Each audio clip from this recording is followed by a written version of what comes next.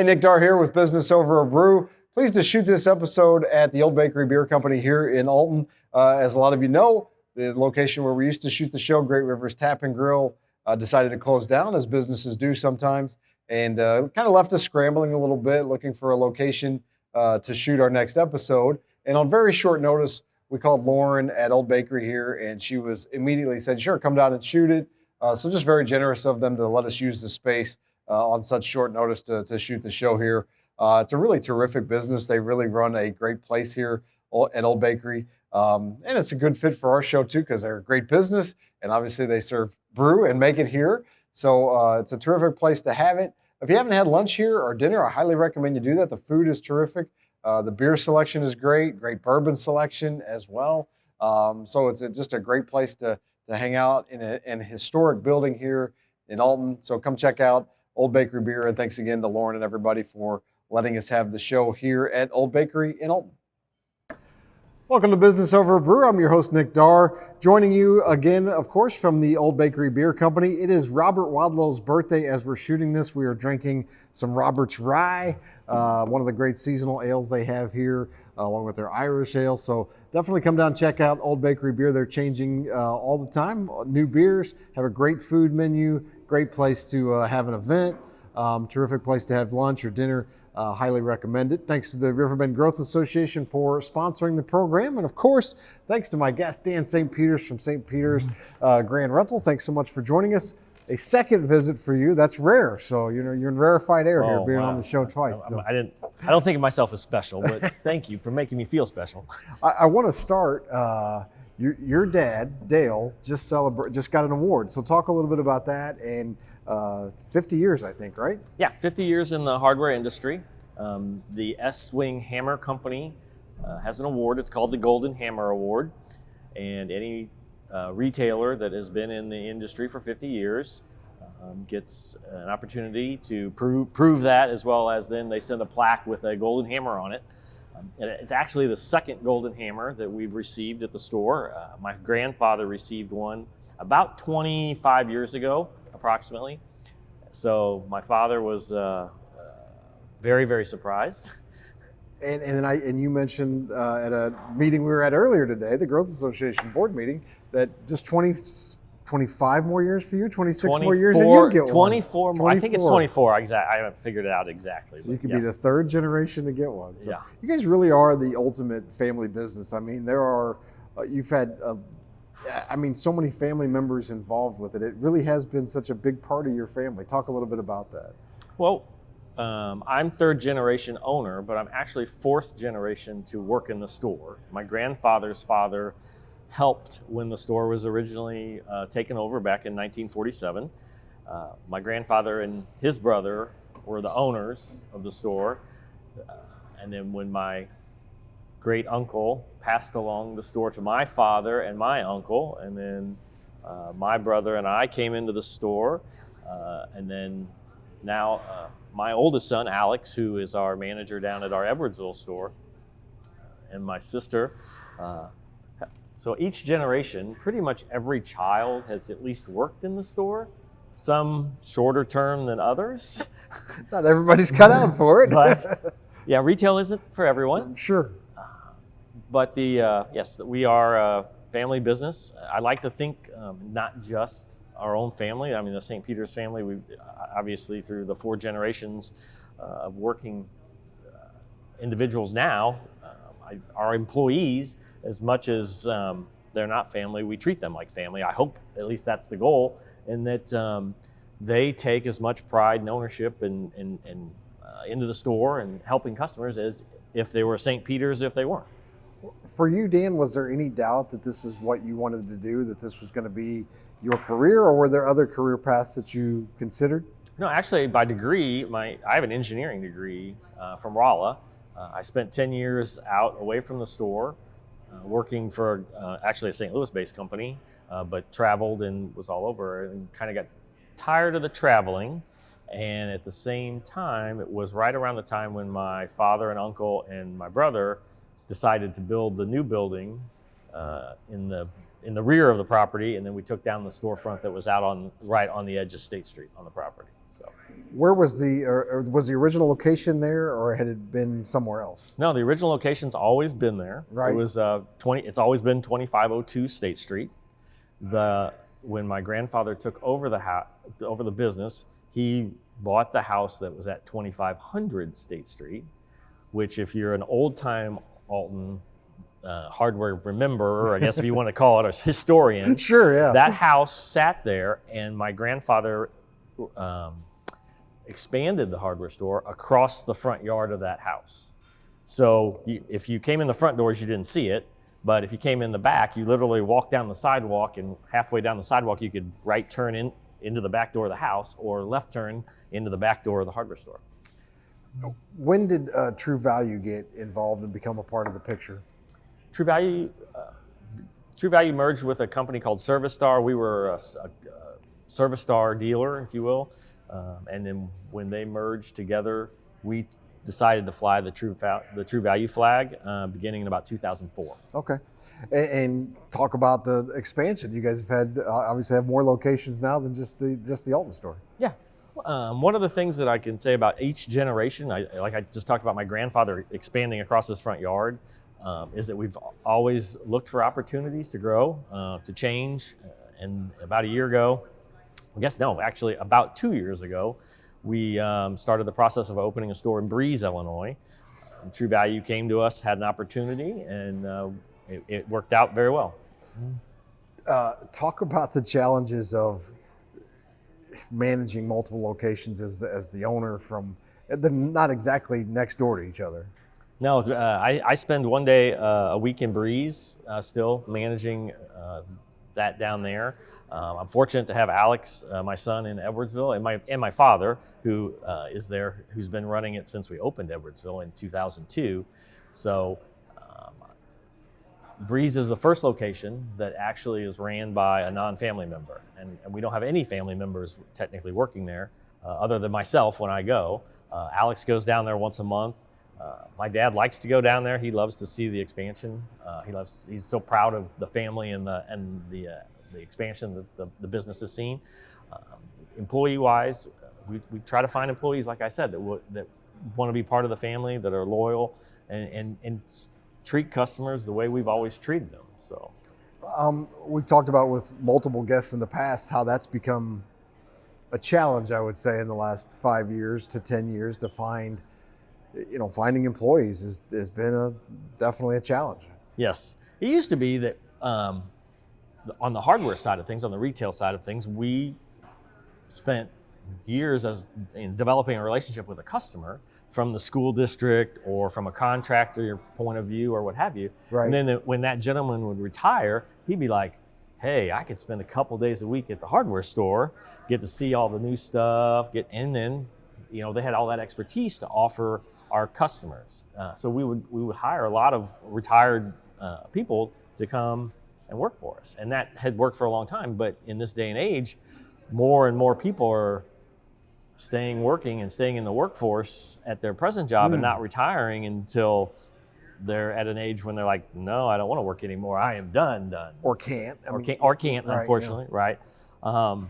But we have been very fortunate to hire people that still want to work and want to, like I said, we train and we spend time, spending time with teaching our philosophy, if you will.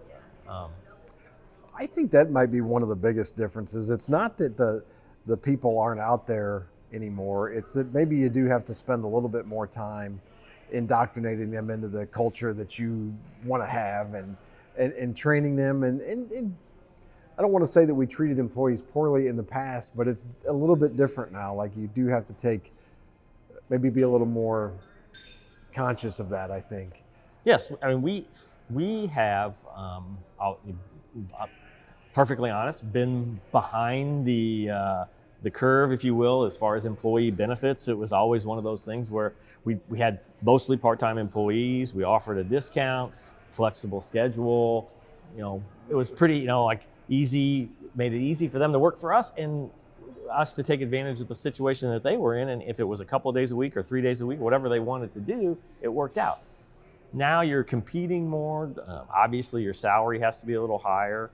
We now offer a 401k plan, a retirement plan. We offer some supplemental insurance plans. We've gone to paid, obviously now in Illinois, but we've gone to some more paid time off to offerings. Voluntarily. More paid time off. So yeah, it is a challenge. And really what I'm finding, and I'm sure that my son Alex would say the same thing, is that once we get the right employee in the job, we tend to keep them. Okay, I mean, we treat them right, they stick around, they like what they do. We have, just like any business, regulars, people you see every day, people you see every week, and even, not just St. Peter's, but any of the employees develop relationships, and they want to find out what these guys are, what people are working on in projects, and they get invested in. I mean, there are going to be some things that employees have to weigh the differences between working for a small local business or working for a much larger corporation in terms of maybe compensation or benefits or things like that. And my personal choice was I liked working for a small company. I liked having an impact. I've done both, and just being friends with all the people you work with, and really that family atmosphere was worth more to me than the corporate culture. Yes. So I think that's certainly one of the things your business offers. One of the things our business offers is kind of just a little different culture, really. Yeah, and we with any of our employees, we are understanding of situations. Right. We can be more flexible. If somebody needs a knee replacement, or I had a young man that worked for me that ended up having triplets, and he needed time off. I mean, there was no question. Go ahead, take the time off. We'll work it out. We'll figure it out. We held the job, we held the spot for him. Same thing when, like I said, we've had a gentleman with a knee replacement. He's like, well, I don't blame you if you find somebody. I'm not going to find somebody. That's another thing, is because of the people that you work with, because of that culture, the other guys that may only want to work a couple of days of work, you're saying, hey, since he's out, I don't mind working 3 days a week until he comes back. Talk about how your role personally has evolved in the last 10 years or so. I spend a more time working with inventory and buying. It used to be that we were using the computer system. It said you sold so many, and it figured out how many you were supposed to have, and it would order for you, and you didn't. Now with 2 stores and 2 fairly large investments in inventory, I spend a great deal amount of time trying to figure out that mix of how much to have of each item. But then the product cycles are changing so fast. New items are coming out so fast, and vendors are changing items, not just sizes, but things change. Barcode. As soon as they change the barcode, then the item changes. And I spend a lot of time, it seems like, working with our inventory. And then when I talk about inventory, same goes for like our rental inventory. Right. We used to get calls for a lot more hand tools. Power tools, that, yes, we still stock them, we still have them, but not as many, because people spend more, if they're going to use them, they go out and buy them now. So they're not renting the smaller tools unless it's a very specialty tool. Right. And that's got to be a key piece of it, because it doesn't make a lot of sense to spend a lot of money on a big piece of equipment that there's not demand for. Right. So you have to figure that out. What goes into that process of trying to figure that out? Well, one, we have to find the piece of equipment has to serve a need, so you have to pay attention to what your customers are asking for. I mean, we have never been a big battery tool in rental because the batteries didn't last. Well, then when things like that don't last, then the customer says, well, I don't want to pay for a whole day if the battery's not going to last all day. Well, now batteries last all day. So, but not all tools, and again, like I talked about, are needed because customers just own their own drill, or they own their own impact driver or whatever. But some tools that are battery powered now make more sense in the rental industry than having a corded tool. So, what's been the biggest area for growth for you guys over the last 5 years? Party rental. Yeah. Party rental is our biggest growing sector. We are up to about 70 tents in our inventory now. We don't. It used to be that when we did tents, it was backyard parties and a wedding at Lock Haven or a wedding at Pure Marquette or maybe a wedding out at the Rose Garden. We started doing our first events were the Cancer Survivors Picnic at Alton Memorial Hospital, and that event grew and grew, and then all of a sudden we were doing events for 500 people, and then that took off. Events are growing. Took a big hit during COVID, but events still happen now, and we're doing events for thousands of people now. We're doing a tent. We do a tent in Belleville that was 30 feet by 300 feet. We cover a whole city block in Belleville for their Oktoberfest, or we set up 40 tents out at Lewis and Clark for the Bike MS events. Well, let's talk a little bit about the Riverbend Growth Association, because you just finished up your year as the chairman and did a great job. Talk a little bit about that experience and just the benefit of being a member of the Growth Association over the years. Well, Growth Association is again a family thing. My grandfather was part of the organization when it first started. My father was a part. I was a part. Giving back to this community is important. If I can provide help with an organization, then I've tried to step up and be part of that. The Growth Association has helped us with leads. My biggest selling point for being a member is networking, because I walked into essentially a business after hours and gave a business card to somebody, and that business card turned into us doing the Bike MS event out at Lewis and Clark, which probably helped grow our business, as well as generated probably about $250,000 in revenue for us over the last 10 years of them doing the event. Because of that event, that puts our inventory at a level then we can do other events. So it pays for itself, not just that event every year, but then all the other events that we are capable of doing. So that just one time passing out a business card really, paid off. And the Growth Association gives you that opportunity all the time. And just like any organization, if you don't participate, then you're not going to get much out of it. But the best part to me about the Growth Association is there's no one event. If you don't want to go to the business after hours, don't go to the golf outing. Right. Don't like that. Participate in the leadership seminar. Join a committee. Be on the ambassadors. Right. It doesn't matter what your strength is or what you want to do. There is an opportunity for you at the Growth Association to be a part of the community, and they put you right out there with everybody else.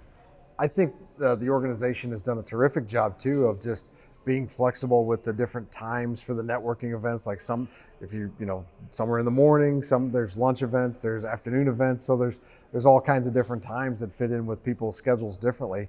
And I was thinking when you talked about that, just that one business card, that one networking event that led to a really nice piece of business for you for a lot of years.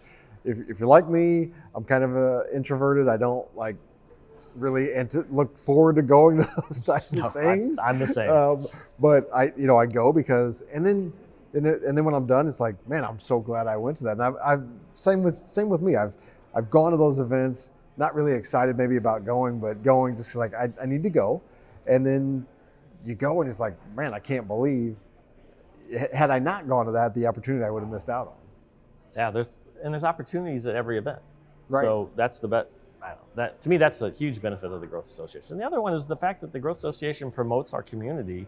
And for businesses like ours, anything that brings more people to our community and supports our community, the better off we are as a whole. Right. And we've got so many different municipalities in our area, and different directions that people want to go. But I think one of the best things the Growth Association did was combine it to cover a much larger area and really be concerned with the entire Riverbend area, not just one piece of it.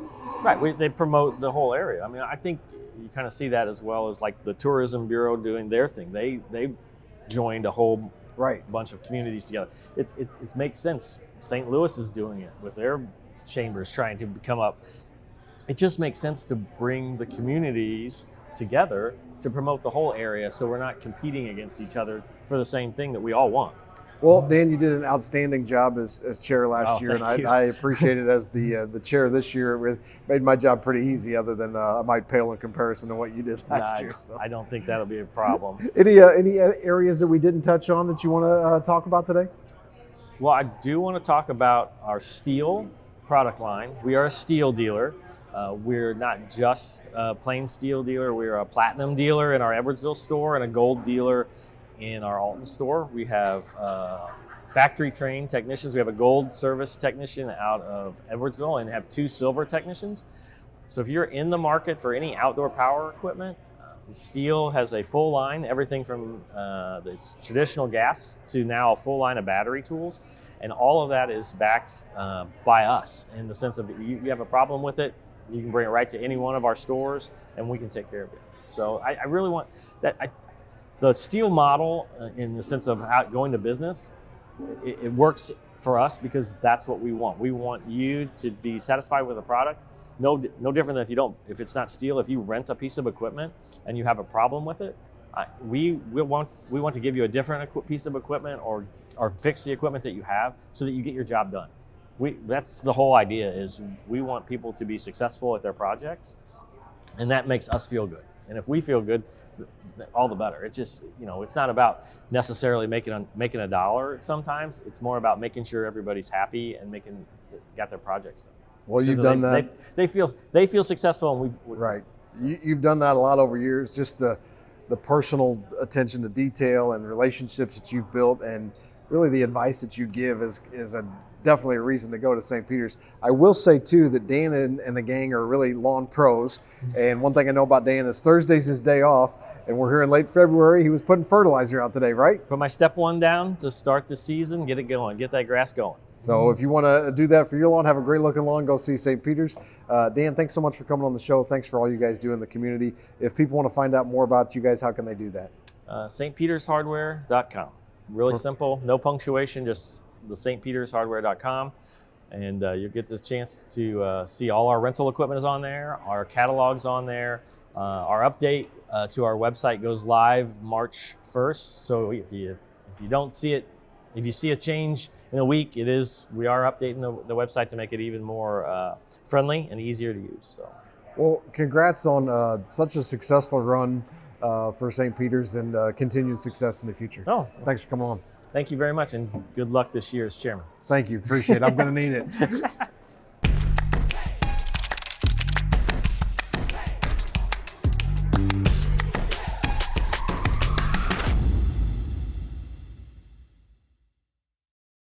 Hey, Nick Dar here with Business Over a Brew. Pleased to shoot this episode at the Old Bakery Beer Company here in Alton. As a lot of you know, the location where we used to shoot the show, Great Rivers Tap and Grill, decided to close down, as businesses do sometimes, and kind of left us scrambling a little bit, looking for a location to shoot our next episode. And on very short notice, we called Lauren at Old Bakery here, and she was immediately said, sure, come down and shoot it. So just very generous of them to let us use the space on such short notice to shoot the show here. It's a really terrific business. They really run a great place here at Old Bakery. And it's a good fit for our show too, because they're a great business, and obviously they serve brew and make it here. So it's a terrific place to have it. If you haven't had lunch here or dinner, I highly recommend you do that. The food is terrific. The beer selection is great bourbon selection as well.